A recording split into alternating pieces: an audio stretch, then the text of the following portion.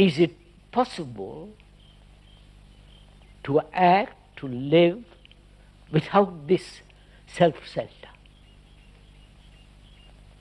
Therefore, it's a very serious question. It isn't a Sunday morning evangelistic nonsense.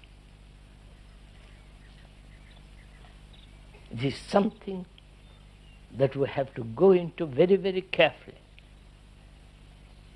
Because human beings, from the very beginning of time, have lived with conflict.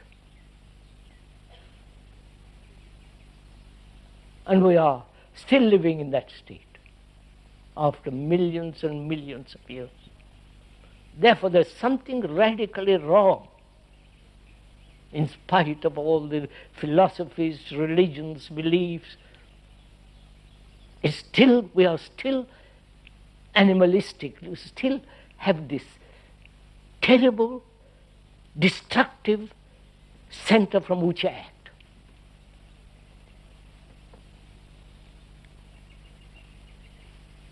I hope we are not merely listening to a lot of words, but you are observing your own mind, aware of your own mind, working, looking, asking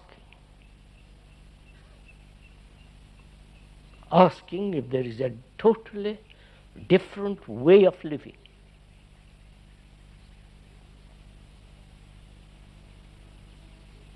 Not be caught in the same pattern of million years. Right? Please put this question to yourself most seriously. Because we are destroying ourselves. We are destroying the earth, the air, and we are destroying human beings.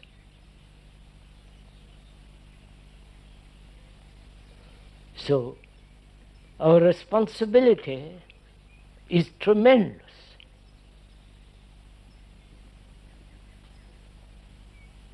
I'm using that word responsibility without any sense of guilt.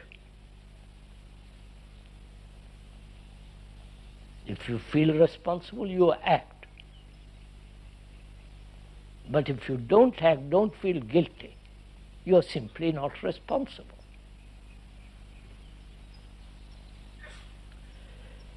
So,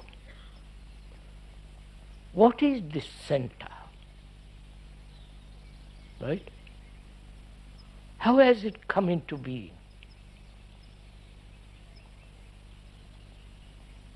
And as we said, we will talk about death also. When death takes place, is the center of this action ends.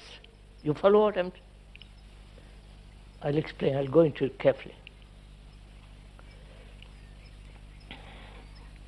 First, we're asking, can this center come to an end and yet live in this life, not go off into some monastery, identify with some ideology or utopia, and say, I've lost this center, which would be nonsense.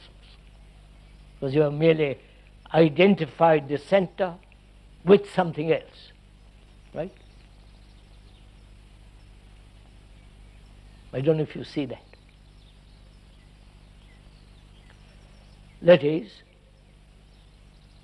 this egotistic activity, with its pleasures, fears, anxieties, and so on, that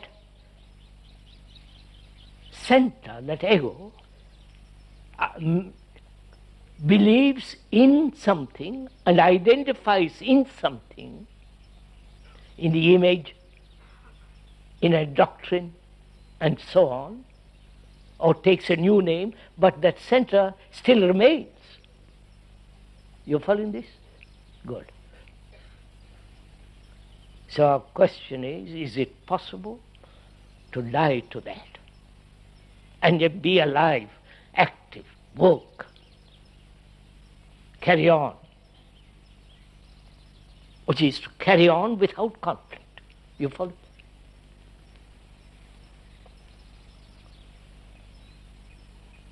So we must inquire, what is this center to which the mind, the brain, the form, the name cling to? You understand? I don't know if you're following all this.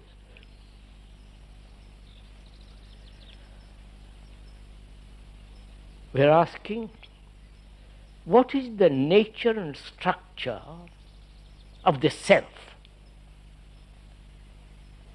Right? What are you? You can only find out if you don't assume anything. Right? If you say, well, I must be what I am, then you're not finding out what you are. Or I believe I am some spiritual entity, again you can't find out. Or if you approach with your prejudice, you can't. So in inquiring into this, you must be free to observe, right? Because observation is not analysis.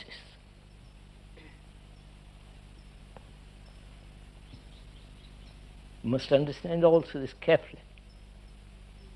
Our whole mind and brain is trained to analyze. That has been our pattern of life. And when one sees that pattern of living has not brought about the ending of conflict, you must inquire in other directions. Right? The other direction is observation. Observation without direction,